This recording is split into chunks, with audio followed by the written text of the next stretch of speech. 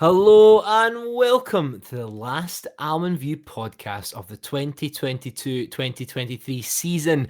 I am your host, Jake Pointer, and joined with me are my two favourite Lion Cubs, Stephen Povey and Thomas Fro. Hello there. Oh, We have a jam-packed show for you tonight, discussing our season highlights and maybe some lowlights in the men's squad, and discussing the Player of the Year awards that we attended on Sunday.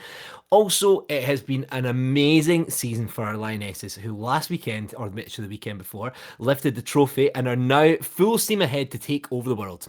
So we will be discussing our highlights and also who we believe who might be up for an reward at their own Player of the Years this Friday.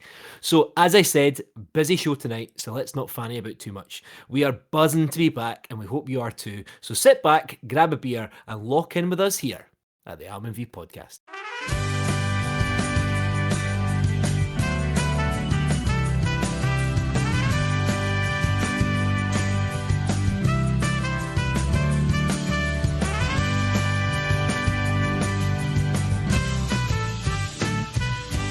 Lads, welcome back. It's nice to be virtually chatting to you guys during the week about Livy again. I've bloody well, I saw you on Sunday, but I've bloody missed you. How you doing?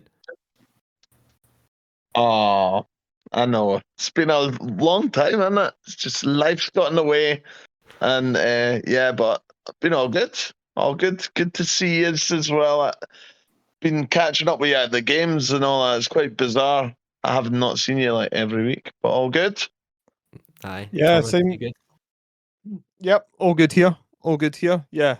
Was that a burp you hid from the No, microphone I've got a cough. I've not got my podcast voice back on yet. I need to get back into it. You know, it's been so long, but it is lovely to be back, and looking forward to our wee chat this evening.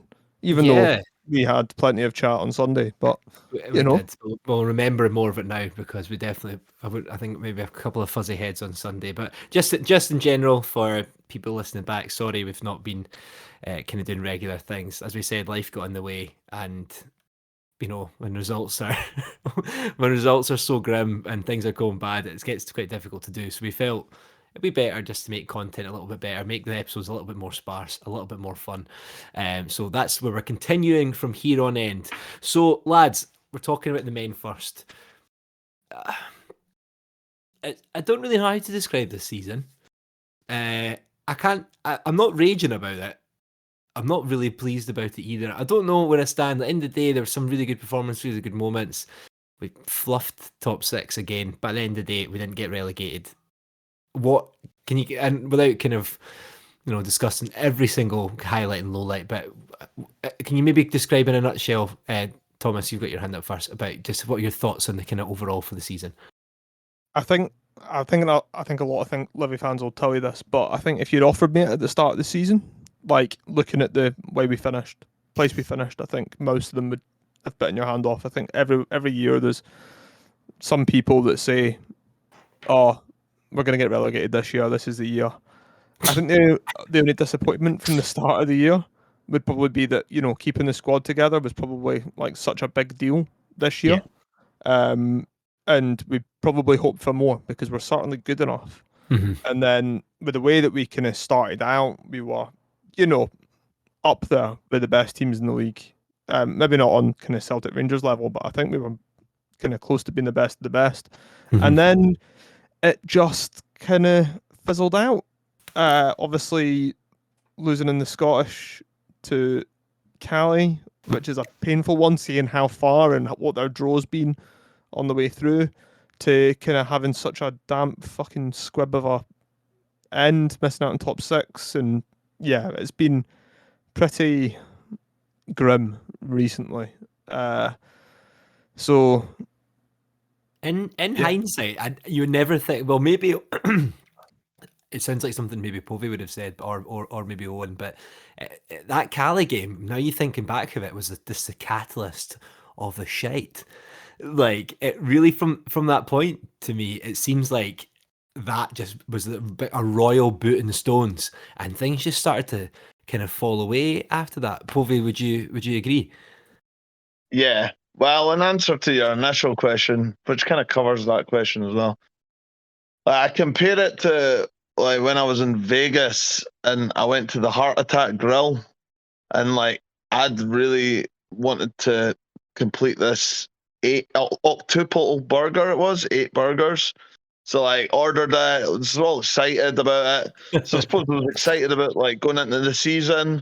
Felt really confident with the new strip and all that at the start of the season. So and like you get a wee gown at the Heart Attack Grill that you wear and all that. So I was all dressed up, all ready to go in, all buzzing, bit like me going into the season and all that. And then so like the season started really well, you know, and just like that, like my experience at the Heart Attack Grill, like I was smashing through the first like 2 or 3 burgers, like really, really, really good, and it was brilliant. But then there was a turning point, like I would say about 5th burger in, which if you think about it, was sort of like, well, maybe 4th burger in. So that's probably when the World Cup sort of happened, you know, halfway through the season sort of style. 5th burger in, that's your Cali game right there. Struggles. Absolutely out of nowhere, like, knew I was not going to finish this burger. And of course, like, it was sweaty, it was cheesy, it was greasy, it was not great. And we're seeing some grim results in that period as well, you know. And then the end of the season just wasn't happening, as was burgers 6, 7, and 8. Just not happening at all. Couldn't get a bite in at all. Not really poor performance from me, really, to be honest, trying to finish this burger. And then what happens at the Heart Attack Grill is if you don't finish your burger, you get spanked off some ladies in front of the whole restaurant.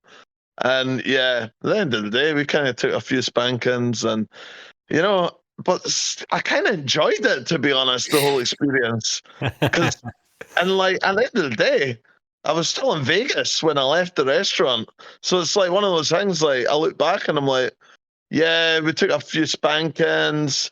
We were a mess at the end, like me eating that burger, but we're still in the Premier League, you know. So it's all good. I was still in Vegas. It was all good. Life goes on. So like, I think that's the way to look at it, if that makes sense. I think we've learned quite a lot about you there, Povey. Yeah, was that analogy saved up? That seemed like it just came from the core and it just came straight out. It literally just like came to me as when you were saying how would you sum up the season. I've not actually been asked that yet, and then for some reason that just came to me. I don't know why. It was But great. it's pretty accurate, I would say. It is, especially the spankings bit, and you enjoying it. Yeah. Obviously enjoyed that. That was great. Like I was halfway through the thing. I was like, I think I know how this ends. I think he gets spanked at the end. I was like, I'm sure you get spanked. So, you know, I think it's only fair for us to kind of talk about it, and I think Livy fans have been thinking it. You know, just in general, Martindale, you know, great manager, and we know he's done so much for the club and everything like that. Feels to me a little like towards the end, or maybe even after Cali, the dressing room went a little bit, heads dropped off a wee bit, and towards the end, it felt that a lot of them are just a bit fucking done with his management style, maybe the way that he does things. Do you think that may have played a part in the end of the season? I'll go to Thomas first. Do you think we were just teams worked us out? Do you think it was just underperformance? Do you think it was a number of different things to why it didn't quite work out? Jeez, what a question. It's pretty fully loaded, mate. So that's like loaded fully fries, loaded.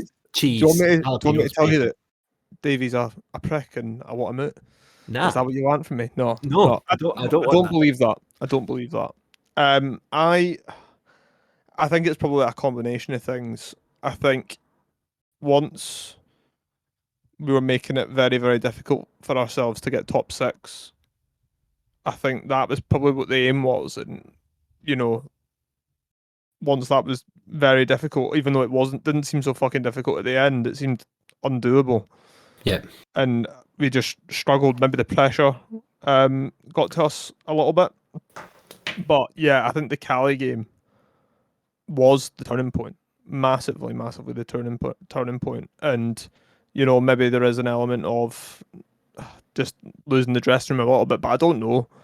It's just really hard to say. Like Davey's done a wonderful job for us, and we had a conversation last Christmas about what should be done because we were on a poor run of form, and Davey went and turned it around. Granted, we didn't make top 6, but we still had a pretty positive season. Mm-hmm. Same again. I think expectations are higher now, with things like keeping the squad together. It'll be interesting to see what happens next year because there's going to be a number of new faces, and we don't know how that's going to change the dynamic. Whether we're going to see players kind of really kick on a wee bit, because there's probably a bunch of players that you could say have had disappointing seasons. Not that they've not played well or they've not put the effort in, but they'll not be happy with the seasons that they've had. So I think it's underperformance mostly. Because I think we know that they're capable. We know that they were a very, very good squad. Number of players coming towards the end of their deals, is that an element to it? We've had that before, but we're not talking about a player who's doesn't play that gets shipped off to fucking Iowa these days because he can't get a contract in the Prem. There's players that are going to Prem teams, and did they not want to get injured? Did they not want to jeopardise their big move at the end of the season?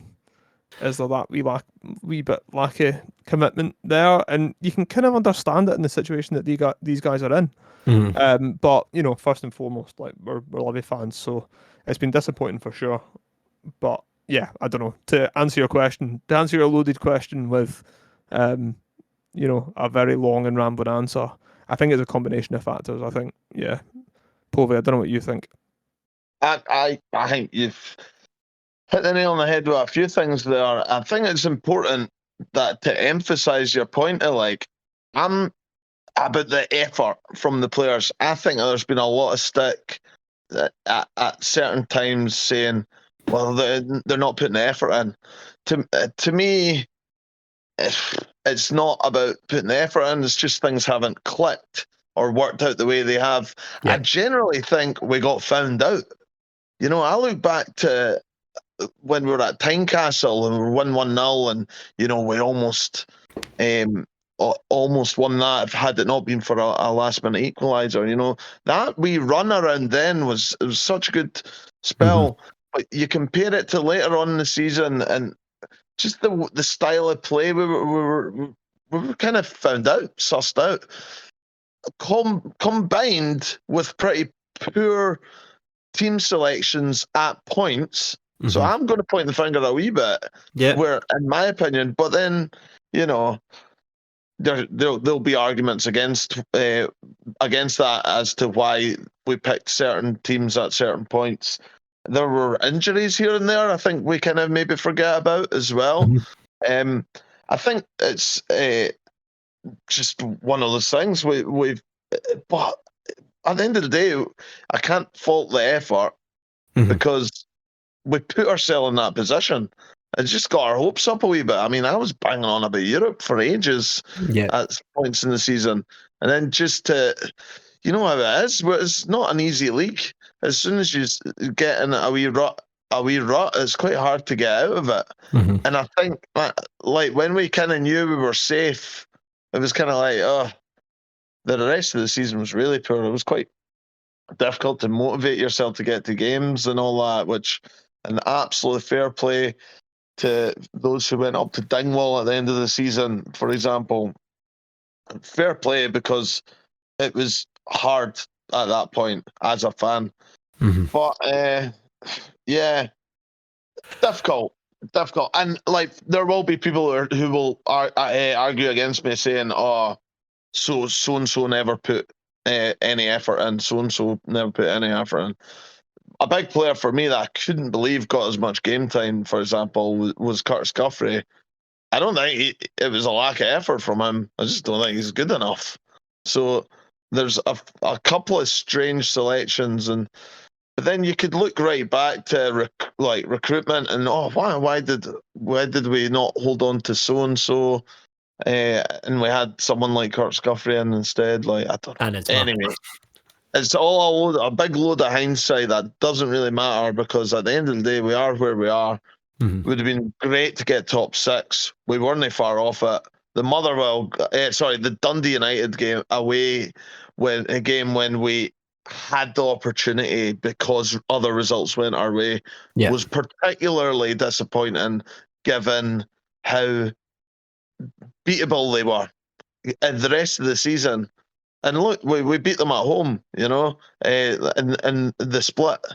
There was no reason we couldn't have. I thought it was a strange day and again, maybe just found out. But their defence was, I can't believe we never scored in that game. Their defence was there for the taking. Yeah. So it's quite easy to ramble because it's been so long, but Man, it was there's so much to talk about. It's good. It's good. Yeah. I mean, we spoke about this again during the season, and it's just to kind of push on, to kind of recap on your points as well. Like, I'll kind of stand by it, and I say this is the best football I think I've seen Livy play since we came up to the Prem. I think we were established, as we said. We kept a lot of the players. A lot of players stepped up. I felt like we had the squad to really do some damage, and it's difficult to not get carried away when we're seeing it and you're going, wow, Livy are playing much better. We're not just doing this usual hammer throw shite. We're scoring some good goals at points. It's not just, we've got Joel Newbley. When he's playing well, he's just so good and can create. It's like you said, we maybe got found out. It just didn't quite work. Negative spin is some of the defending, again, just not good enough. And it's something we've spoken about again every single year. Maybe since Halkett left, there's always been some sort of, I don't know. There's always been a few really stinky defensive errors that we've had.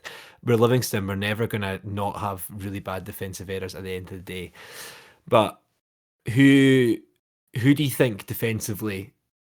Obviously, we're all in hindsight because we know Morgan Boys is going to be here next year at Obelai. Our new signing, our segue into Mikey Devlin. Who do you think's really going to have to step up next year? And now Devlin's away in the defence to make sure that we cut a lot of these mistakes out. All of them. Aye, all of them, really. Yeah, you're right. And John Guthrie, by the way, that you missed him. John Guthrie. Yes, take it back. Since John Guthrie, he's really been the difference. I actually thought Jack Fitzwater had moments or real potential, but nah, it's just not. I think we actually need a bit of consistency in defence, to be honest. I understand why the change happened, but I actually have quite a bit of faith in Ayo going into next season. He just needs to, as I say, get some game time, get some consistency, but he's really got the potential, and he's shown to us, that he's actually a threat going forward at set pieces, for example. Feel like so you've got to have that combination if you're at Livingston, of being able to defend for your lives, be solid, fight for everything, and try and avoid silly daft mistakes. Like on Sunday there, Tom Parks over his head. I'm not maybe his positioning wasn't great and everything, but whoever it's going to be needs the game time going into next season. We need a really good pre-season. Yeah. And I'd be honest that I think who we've got there now is probably going to be the three that we've mentioned are going to be the ones that we're relying on. Yeah. So they just need a really good pre-season. Ayo particularly needs game time and consistency, and because I feel like he's the biggest threat, both defensively and attacking wise. Mm-hmm. And so what's your thoughts on Mikey Devlin, Tam? I know he's not had a lot of game time, so like Povey said, pre-season so important for him. But a bit of experience. He's been about a while. I'm sure he got a Scotland cap. He's not on paper a bad player, just run out of time. So maybe someone like him and Obelai together might be the new a new partnership. What do you think? Yeah, I hope so. It's just it is a concern about his kind of record over the last few years with the amount of games he's played. Obviously a bit of time at Hibs, bit of time at Fleetwood with Scott Brown, but it's just it is concerning that his injury record, because I can't imagine he's on like low wages either.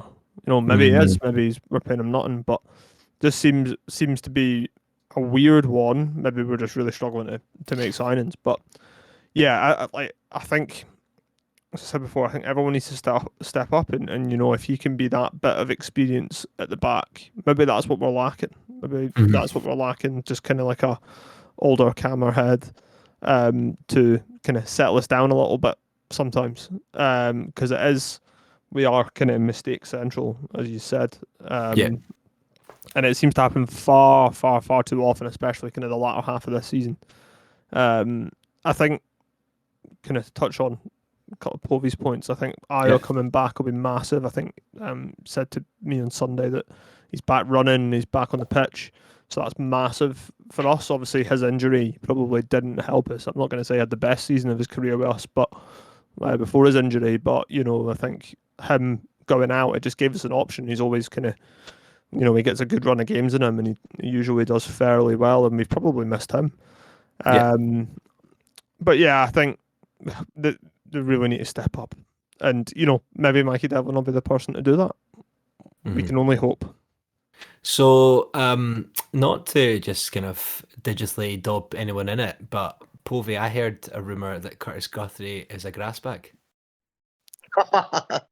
Yeah, well, that was well bad, actually. Talking of defending, that was well bad. So I had Player of the Year awards, obviously. I was speaking to Joel Newbley and Shamal George. So I was speaking specifically to. It's funny. Joel Newbley was my wee like, you know what I mean, don't you? And he was like, yeah, like I felt like he had my back with what I was saying to Shamal. I mean, it was one of those ones like I was in it.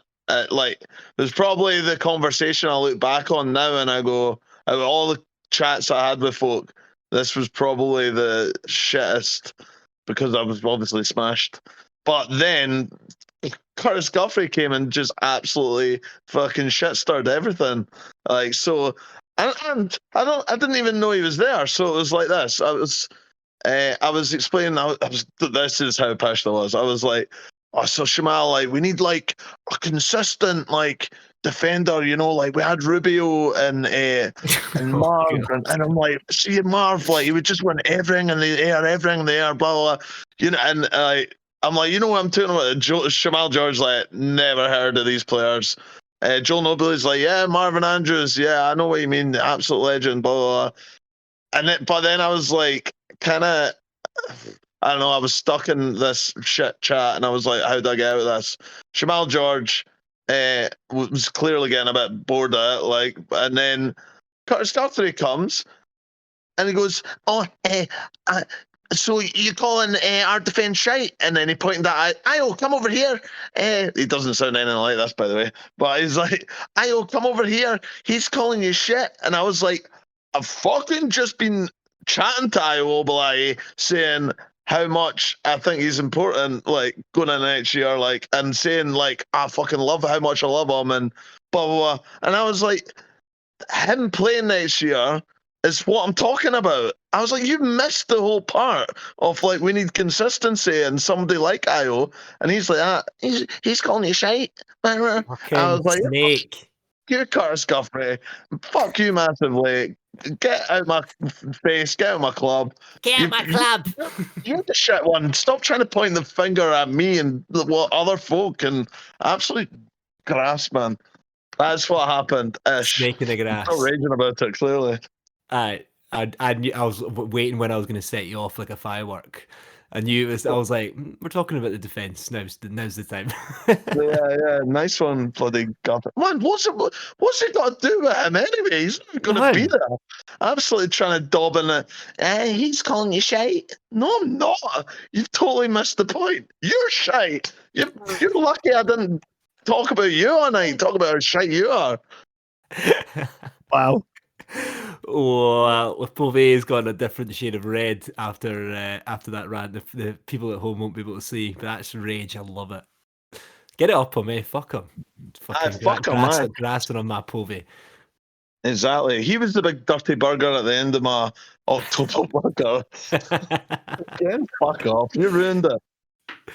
Right, before we go, and we'll talk about Player of the Year a little bit more, because it was a really good night and it was fun being involved. But I kind of spoke about the defence and kind of what happened next year. So let's talk about the midfield a little bit. Obviously, we are losing Omionga. Lost, past tense, Omionga. So midfield-wise, in the middle of the park, we're looking at Shinnie, Holt, Sean Kelly. Do you see those guys again playing a big part, or do you think we need to maybe strengthen by bringing someone in? Stephen Kelly, who we'll talk about a lot kind of later. In the centre park, you feel like Pitts, obviously, as well. Do you think they'll be strong enough to hold us next year, or do you think we need to make another wee mix up in the middle? What's your thoughts, lads? I'll go to Tom after Povey's. Give time to Povey to calm down. He needs it. He still needs it. No,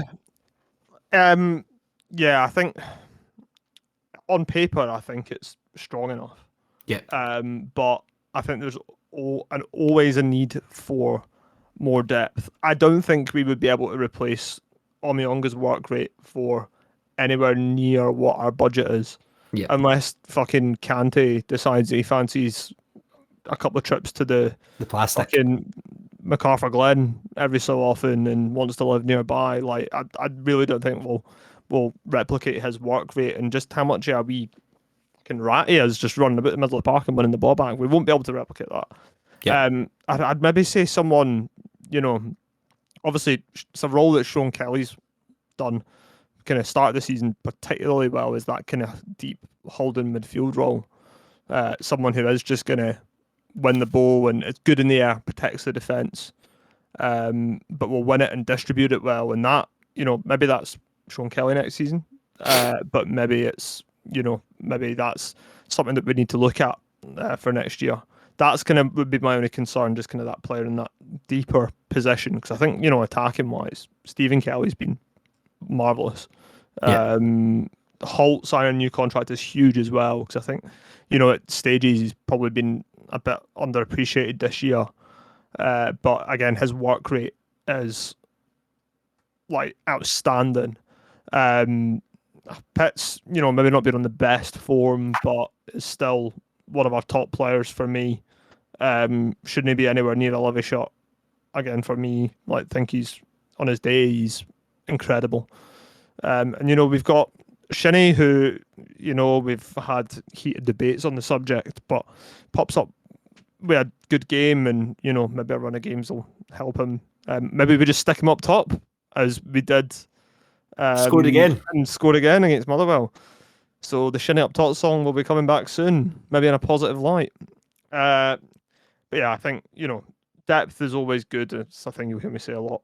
But yeah, depth is always good, and I think. But what we do need to do, I think, our midfield this season has probably rotated too much. We've probably not had a set midfield group. Whereas in seasons before, it's kind of been fairly, regimented.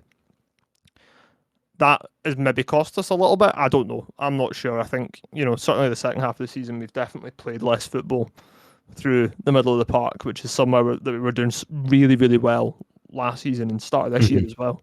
So certainly an interesting one, but yeah, I think, if we were going to sign anyone, I'd sign a holding midfielder. Yeah. Probably. Yeah, I totally agree with what you're saying, Thomas. I would kind of almost like it feels like a little bit of lack of confidence through the lack of games. Like me, I watched the Povey, Motherwell game with Povey and Big Al, and the whole game, it felt like him and Omionga just didn't really want the ball. That kind of space and that kind of holding midfield space, someone needed to be coming short, like almost that Billy Gilmore role, coming short, getting the ball and taking us out from there. There was so much space there, and they were just moving out to the wings, and they just felt like Sean Kelly especially felt like a bit of a ghost, felt like he didn't I think he's quite confident to be able to take the ball in those positions, play the ball out, and he just didn't do that. It felt just he wasn't quite there, albeit through injury, lack of game time. I don't know.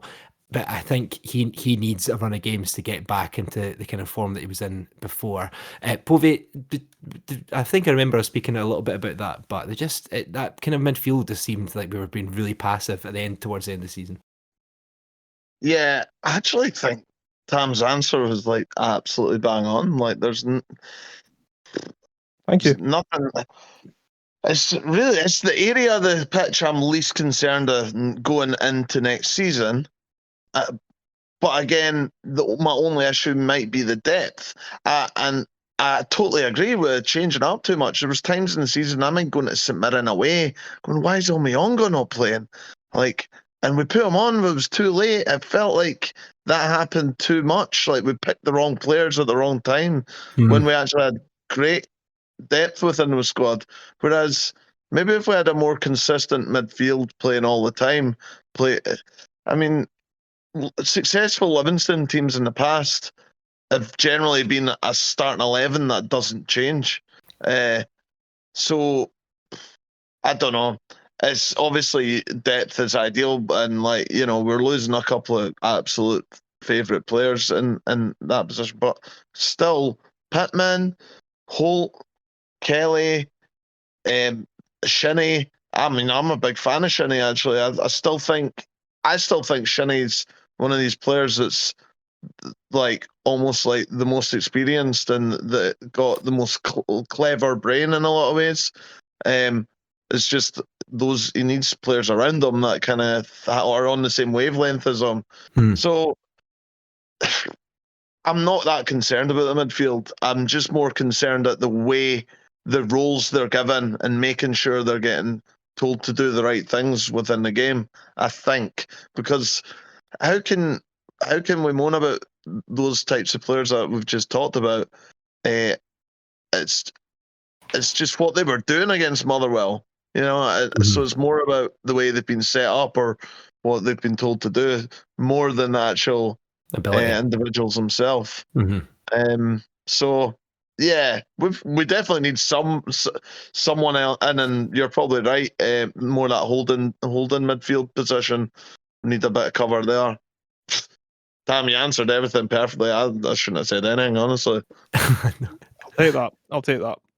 No, I know, and it's one of these things with Davey. He is overthinker hotline, playing up against different teams. That's kind of his thing. He uses different players in a different way, and if it works, great. If it doesn't, he's the man on the chopping block. So yeah, I mean, I think general consensus from tonight is just needing a bit more consistency and a bit more knowing exactly what they need to do instead of changing it up all the time. Fair enough. Well, let's kind of move on a little bit. So I think it's probably safe to say, not that we've had any insider gossip, but I'm thinking Nubly's probably away.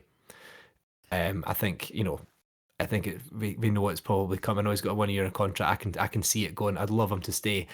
Does that mean we need to try and tactically do something different? Does that mean, because obviously when he was injured for a while, we actually played some of our best football, which was weird. Or do we think a new signing and to try and find someone slightly different, of a different style, to do something different?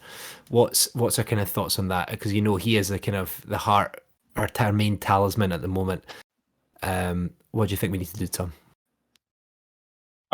Yeah, I have a feeling he'll be away as well. Hopefully we get a good fee, because that could really help us moving forward. I think it's fairly common knowledge that money's not in abundance at the club this year. So yeah, I think you're not going to be able to replace him. He's very unique, and that's probably why there are teams after him. Kind of all the stuff that we've talked about this season that he's done, the way he kind of gets us up the park. He wins the ball in the air. He can be a target man out wide and brings other players into the game, and it's so special. The way he takes on players and takes a couple of players at the game, it's so helpful for us.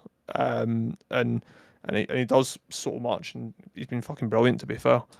But yeah, I don't think we can rely on that next season if he's not here. I do think we need to kind of play a wee bit different. You know, we did all right before he came in last season. Obviously, it wasn't the best half of the season, but you know, we played with kind of more direct, kind of more traditional, quick wingers. Let's say, look at like Alan Forrest, players like that, players that are going to cut in but use their pace to kind of get past players when they're picking up for deeper areas.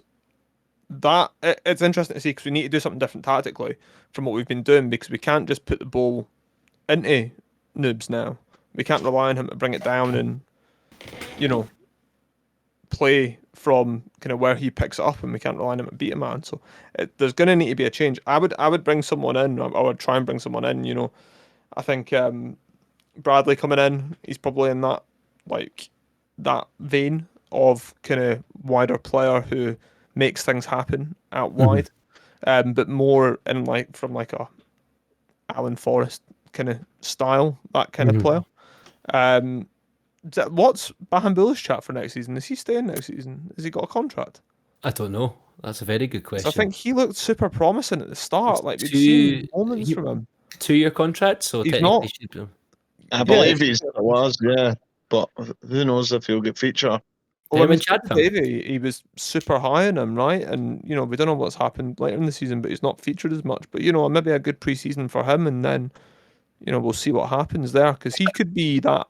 Like you know, he's talented on the ball, and he can beat a man. And you know, I'd love to see a player like that do well at Livy because you know he's had his moments where he's been magic. Yeah, for me, 2.0.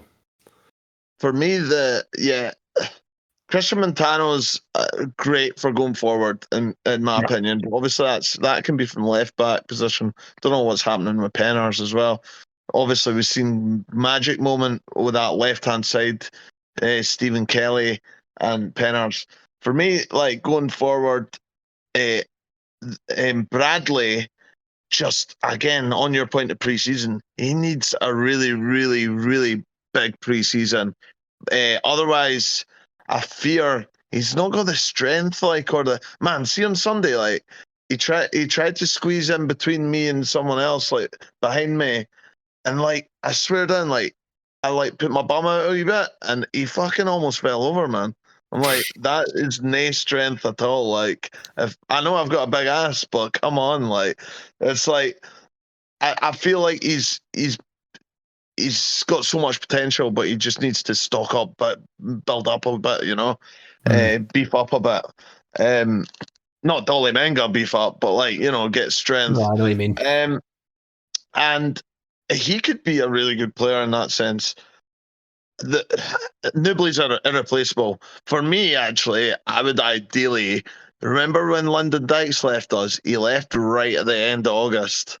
That would be ideal because, like, as grim as it sounds, like you want your best team to play get us through these league group stages and that's just around the corner, by the way. So I like Newbley, if he's with us, should be playing those like Annan away or whatever, get us through those games. Players we can rely on who are definitely going to get us through that group stage. Even get a wee inevitable Rangers first game of the season or Celtic first game of the season. Get us through like that game because Lyndon Dykes, you forget he started that season before he left, and actually he kind of helped us a wee bit before Bruce Anderson and all that kind of got involved. But obviously, that's very short term. It is round the corner though, and I think it is important to mention. But we are going to need someone up front going forward to help Bruce Anderson, and I don't know who it's going to be. David, it'll be somebody. David will no doubt be working on it. Yeah, it's almost hard to comment, because you're going to get some mad signing that you've never heard of. Could be anyone, and there'll probably be a few guys we bring in, and we're like, who are they? But Joel Newbley came from nowhere, and he is arguably the best player we've had in years. Yeah. There's nobody like Joel Newbley, irreplaceable. Yeah, I think to touch on a point you made there, Povey, I think leaving how Dykes left late, I think that can be, he might be able to help us at the start of the season, but you also, if we get a decent fee for him, you also kind of lose the ability to reinvest that money Told you, because there might be and players who are available earlier on that we just can't afford or are out with our budget.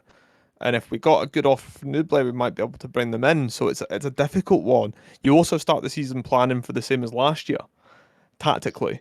Mhm. Whereas I get what you're saying about like wanting your good players to stay in, but see the way we are running as a club. I thought that Newbley money, that whatever it will be, whatever the fee will be for when he inevitably goes. Imagine he never, by the way, that'd be hilarious, but that's Other. never gonna. But like, I believe that even if we sold him tomorrow, like, I don't think we would pump it straight on transfers and all that. It's not the way we're running. Like, so I think we need to get that mentality out of our head. Like, oh, sweet, we've got like, whatever, like 800k for Newbley, for 2 million for some folks, a million, whatever. It's like, I don't think that's gonna have.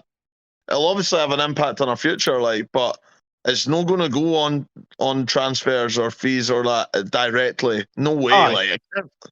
but it's going to affect budgets. It's going to affect wage budgets, like what we can actually afford to sign players for. Even if there's a player going on a free from somewhere, like we might not be willing to pay them more than X amount. And then when Noob's wages getting freed up and a fee for him, it might be able to kind of stretch a little bit more, and we might be able to get him early. If a player's gone on a free, they're a good player. They're probably going to get snapped up by someone who's in a similar position to us. So I think it just it's a bit more certainty for me. I always would kind of prefer that we get our business done early. But I totally see your point. Like it makes sense. I'm not expecting us to go and drop 2 million on a player. If we sold him for 2 million, I think it's can you imagine Livy spending 2 million on a player? It's like a football manager save. Dear. But yeah, I'd kind of like us to be set for next season early, so we know what we're going into the season with. We talked about kind of players needing big pre-seasons. That includes these League Cup games and getting a bit of form through those League Cup games. And if we know what we're setting out to do, we know what the system is, then Mhm. that could let us kind of start early and hopefully gain a bit of consistency as we go into the Premier League. Yeah, it's a different point of view. Like, it's funny because I just think these League Cup games, it's so easy to be the team that chucks it. Like the Premier League, there's always one or two Premier League, and like it's so easy to. And we've been great at it. I just think we need our best players, and whether that be holding on to Newbley as long as possible, I'm fine with that. But there you are. Look at that, boys. A gentle disagreement of opinions comes in to make content beautiful. Guys, we've spoken about the men for ages. This episode's going to be long, as I said.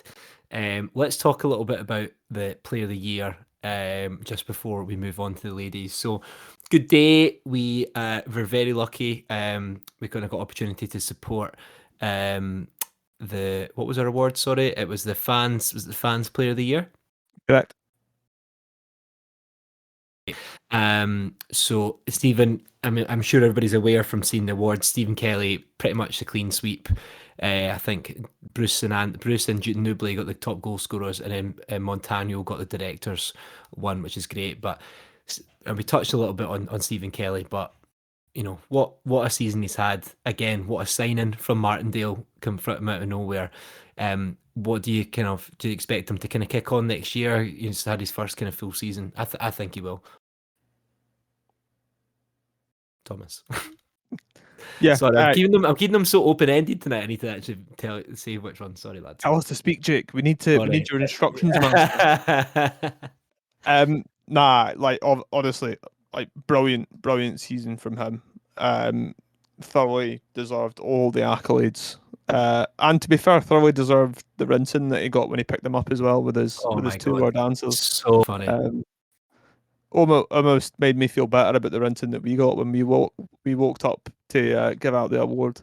But we got it light. I think we got it pretty light. I was expecting us to get when three of us were going up. I was expecting us to get absolutely slaughtered.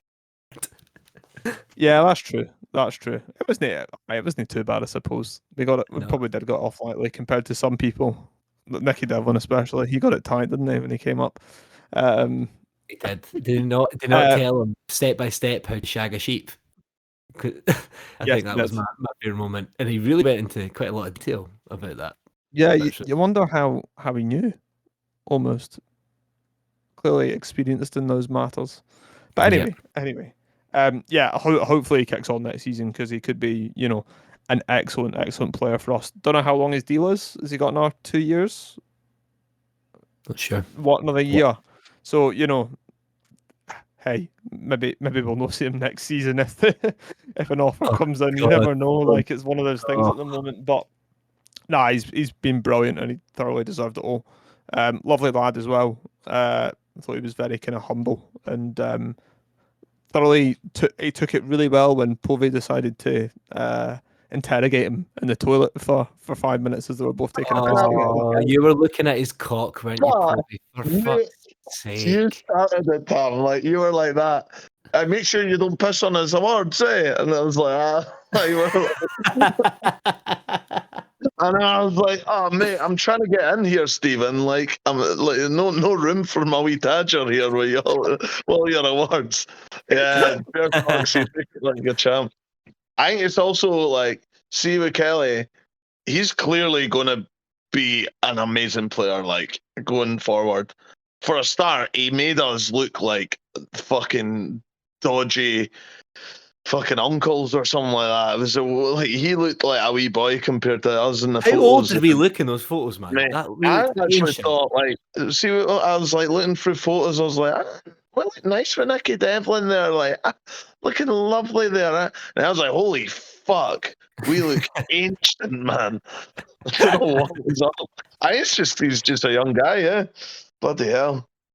But he's clearly going to kick on, and he must have got some buzz from that, like, and he will, like, he didn't expect it, eh? Like, and that'll give him a big boost going into next year.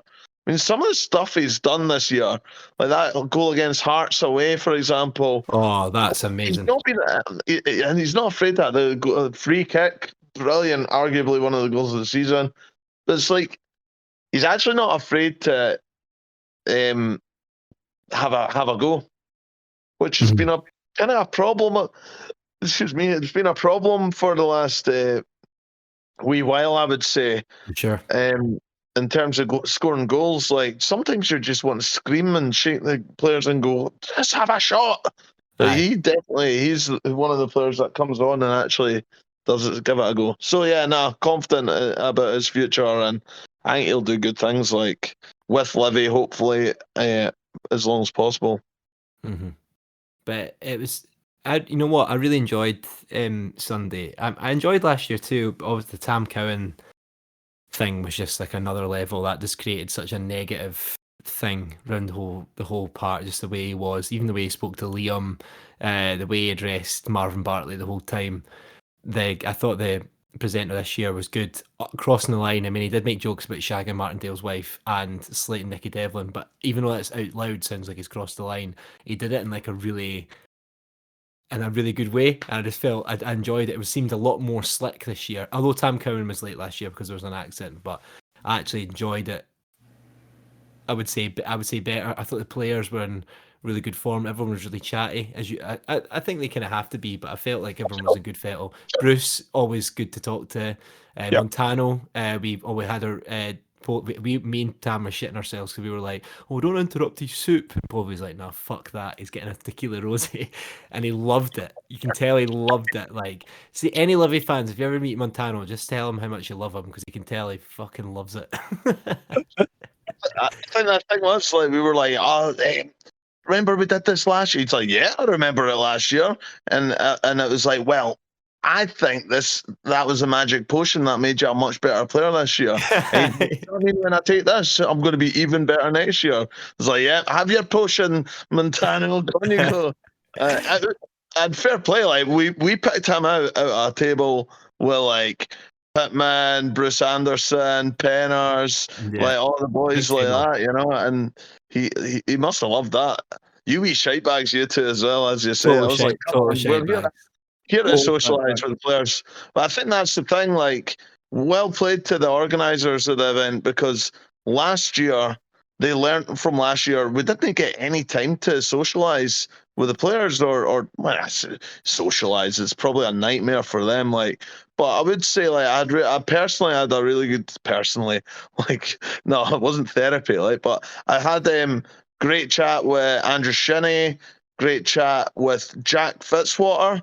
Because you'll have known if you listen to the episode after the Parkhead, I've got a good chat with his family. So it was good actually speaking to him and all that on the back of that. And then, of course, as you say, Nicky Devlin, everyone else. Pittman actually managed to get a wee chat with as well. So Did you? everyone's on good form. But yeah, it's a great club, man. To get the opportunity to do that is well cool. Yeah, no, it is really cool, and it's something that, even though I would love Livingston to get thousands and 1,000 more fans to help the club, in some ways I'm quite selfish. I quite like it that we've only got a wee squad at 900 season ticket holders, and we know everybody, and it's that community set up club. But that's been very, very selfish in the grand scheme, I would say. I think we need to mention someone. I don't know if you've planned on this, but someone that I spoke to on Sunday, I was just leaving and I was like, I can't leave without saying hello and having a quick chat. But it was Nicky Devlin.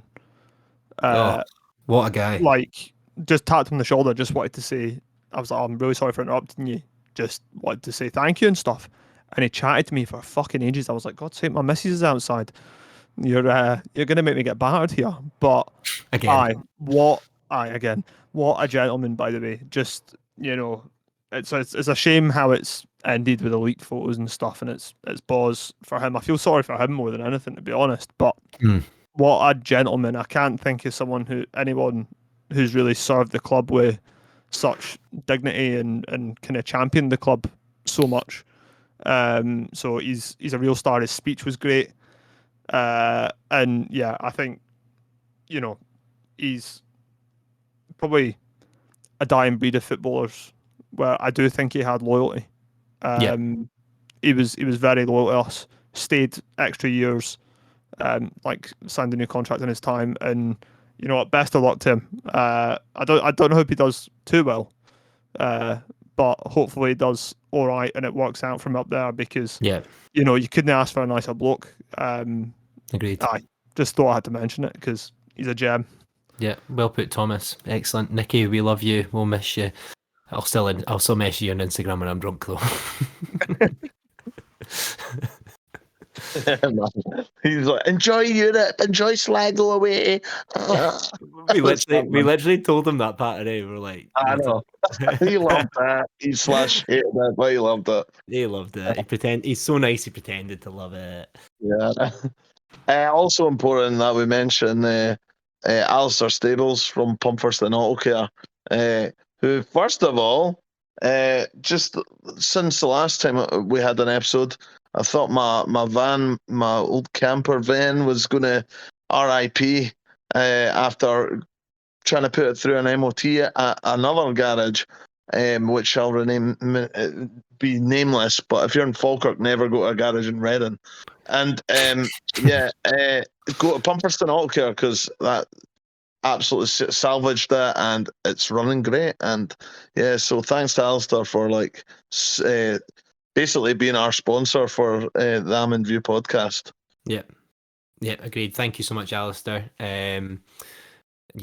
Overall a very good night. Okay, well, we had a great big long chat about the men there, so let's have an equally long one about the ladies. What a season for the ladies. They are champions and going up to was it SWL1 now? SWPL1. SWPL2. So it's the second league. It's the second league, which I actually watched a game of this season. I actually watched St Johnstone versus Hutchie at one time, and it's going to be a big challenge, but I'm sure the ladies will do it. So the Player of the Year awards for the ladies is on Friday. I believe tickets are still available for that if anybody wants to head down. But yeah, what a season of kind of players that, you know, a lot of new faces came in, did very well. A lot of faces that kind of stuck around, and I think kind of grew. For me, wanted to just kind of highlight. I thought, you know, Jen Dodds done really, really well this season. Scored a lot more goals. Made, you know, was a kind of her first name on the team sheet, I think, every week for a lot of it, which was great. When I saw her seem to be having more appearances on the bench and things like that. So I think overall the strikers played really well. I was really impressed with Jen. Would you say so, Tam? I think she's made a big difference to the team this season. Yeah, I think so.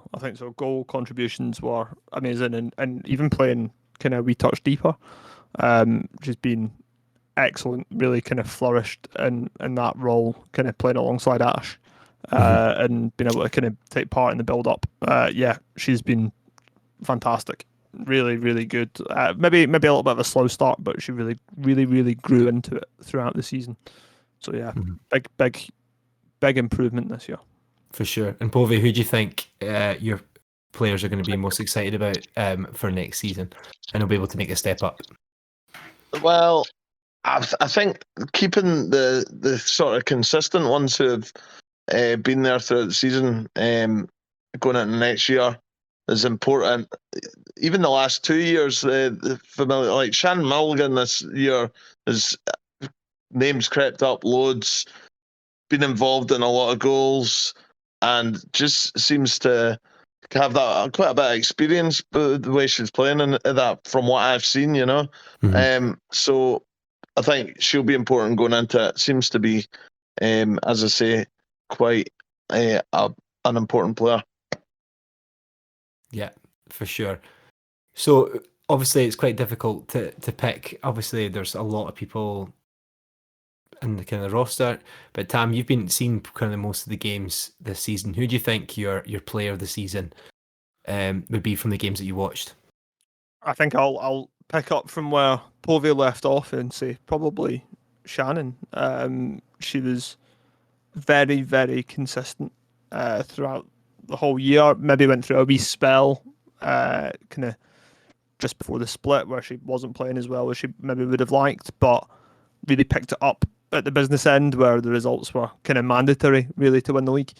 You know, she is just in the centre of the park, so helpful to the team, scores goals, creates goals.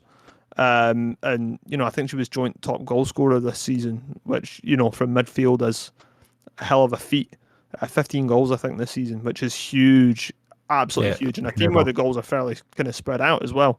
You know, some massive goals in there as well, you know, game deciding goals, long shots, headers, like it had it all this year. And I think she's kind of maintained that level from last year. She was probably one of the players of the season last year as well. So, you know, moving forward, hopefully, you know, she continues that, and I don't think she'll have any trouble stepping up that level. You know, she's been around. She played back in the Blackburn days as well, so she knows the club. Knows what it kind of means to be there, and she's really embraced kind of Livingston as well, I think, which I think is massive. So yeah, it's Shannon for me. She's been brilliant. Amazing. And so for maybe people that have not kind of seen, you know, maybe a lot of times their women's football experience has been either watching Scotland or more so on the BBC more regularly just now, and also kind of watching Livingston, but maybe not so much that league in the middle compared to the top league. And what would you say that you think is kind of the major differences between the league they're in at the moment to kind of stepping up?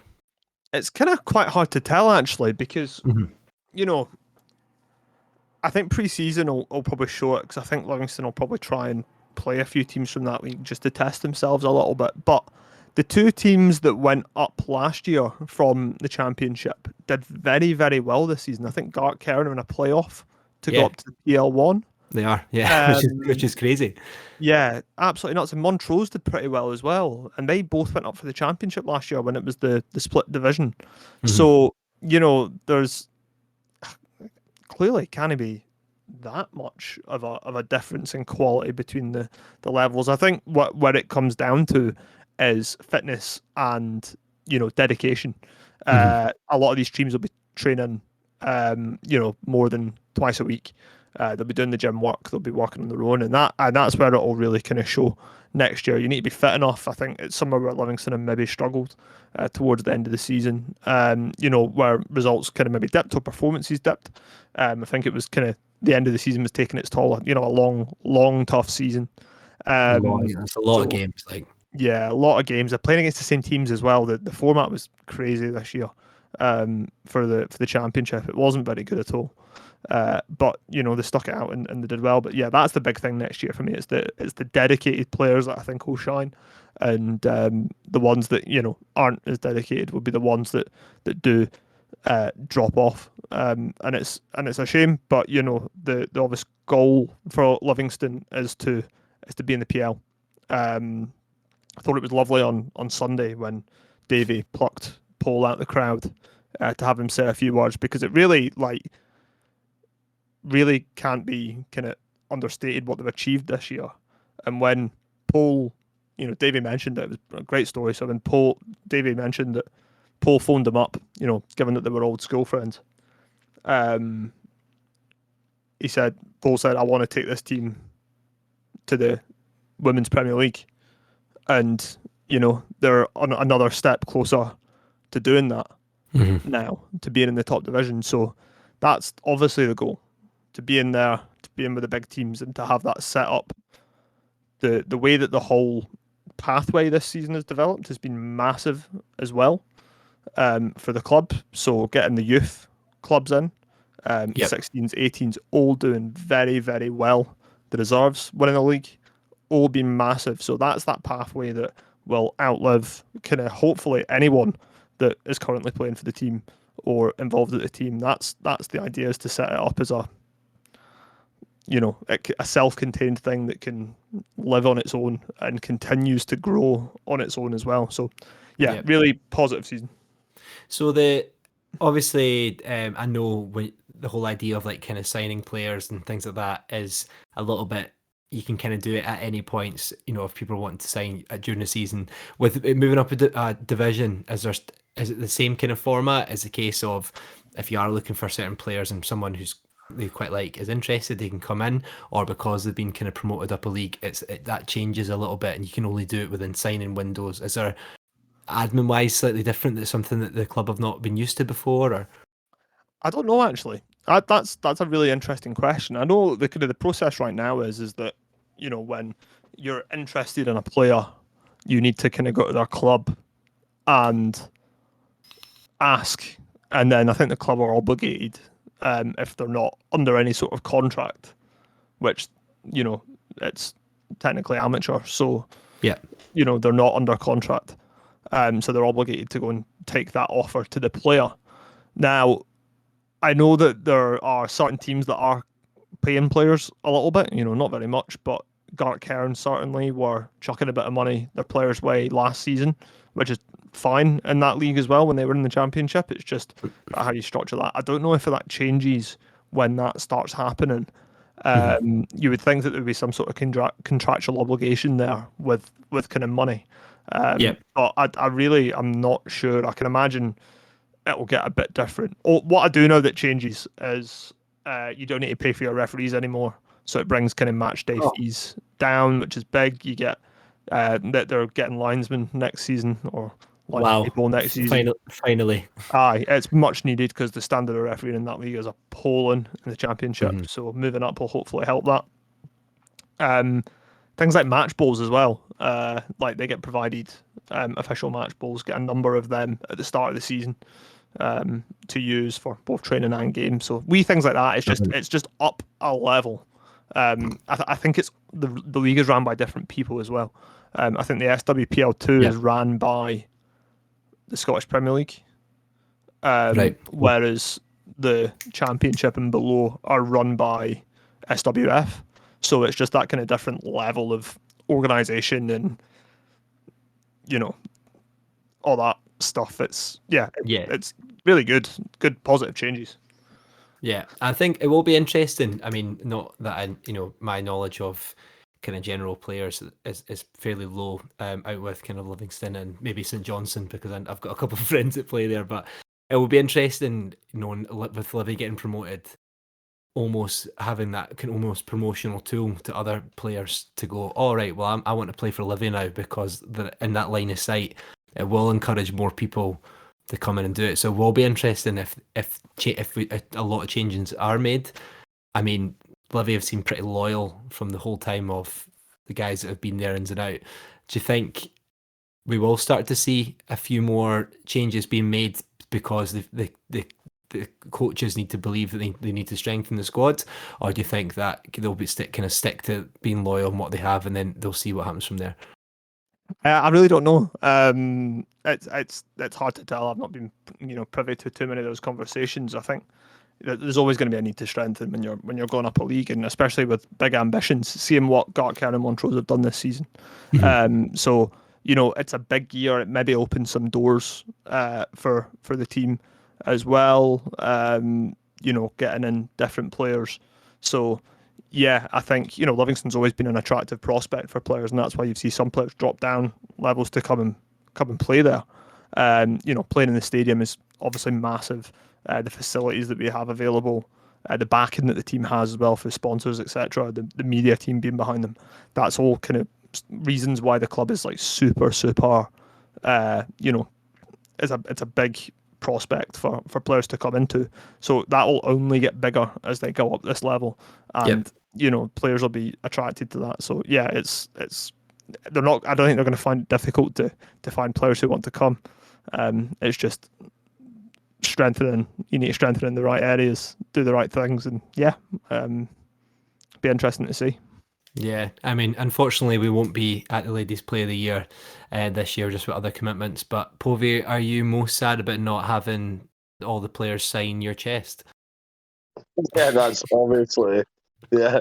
Well, it's always the best party, isn't it? Yeah, those guys. So, I'll be.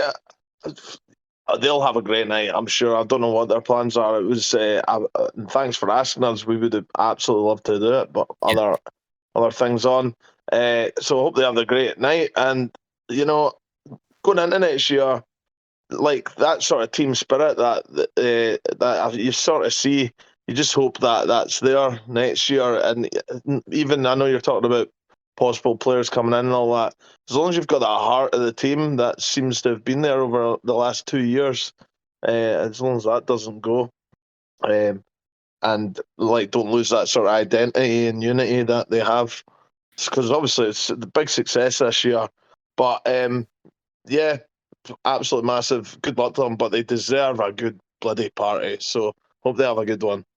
Yeah, for sure. Well done, ladies. Incredible season. I think that almost wraps us up.